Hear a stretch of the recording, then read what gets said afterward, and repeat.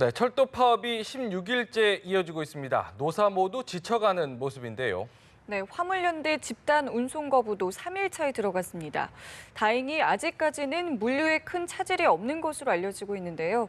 이 파업이 장기화될 경우에는 피해 확대가 우려됩니다. 취재기자 연결해서 자세한 내용 들어보겠습니다. 김동욱 기자. 네, 화물연대가 정부의 화물 운송 시장 발전 방안에 반발하며 집단 운송 거부에 들어간 지 3일째를 맞았습니다. 화물연대는 부산 북항과 신항 등지에서 집회를 이어가고 있습니다. 부산에서는 파업 참가자들이 경찰과 충돌하기도 했고 어제는 파업 불참 화물차에 돌멩이가 날아들면서 유리창이 파손되는 등 11건의 피해가 발생하기도 했습니다. 다행히 아직까지 물류 차질은 크지 않은 것으로 알려졌습니다. 운송 거부 참가율이 높지 않고 대체 차량도 투입됐기 때문입니다. 정부는 군 위탁 화물차 100대와 관용 차량 그리고 쉬고 있는 차량 등을 물류 거점에 투입한 상태입니다. 이 철도 파업도 장기화되고 있는데 열차 운행 상황은 좀 어떻습니까? 네, 코레일은 파업 복귀자와 대체 인력을 투입해 운행률 유지에 안간힘을 쓰고 있는 모습입니다. 오늘 열차 운행률은 어제보다 조금 더 떨어지며 84.6%를 나타내고 있습니다. KTX는 여전히 100% 운행을 이어가고 있습니다. 하지만 새마을호와 무궁화호는 60% 수준, 수도권 전철은 90% 운행되면서 시민들의 불편은 계속되고 있습니다. 이번 주 대체 인력 추가 투입으로 운행률이 높아졌던 화물 열차는 다시 운행률이 48%로 조금씩 떨어지고 있는 모습입니다.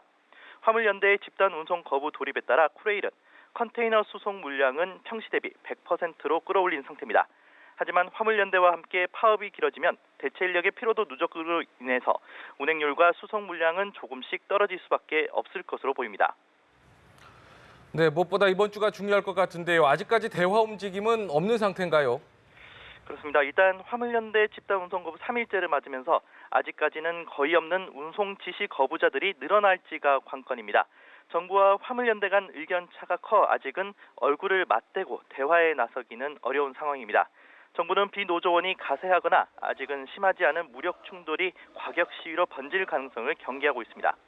정부는 운송 거부에 참여하거나 불법 행위를 할 경우 이번에는 봐주지 않고 유가 보조금 지급을 정지하는 등 엄단하겠다는 입장입니다. 코레일과 철도 노조는 파업이 장기화되고 있는 상황에서 지리하게 신경전만 벌이고 있는 상황입니다. 코레일은 지금까지 총 172명을 직위 해제했고 고발한 노조원도 19명으로 늘어났습니다. 철도 노조는 코레일의 이런 행위가 노조 탄압이라고 반발하며 전국 지부별 동시다발 대국민 선전전을 이어갈 계획입니다. 지금까지 보도국에서 전해드렸습니다.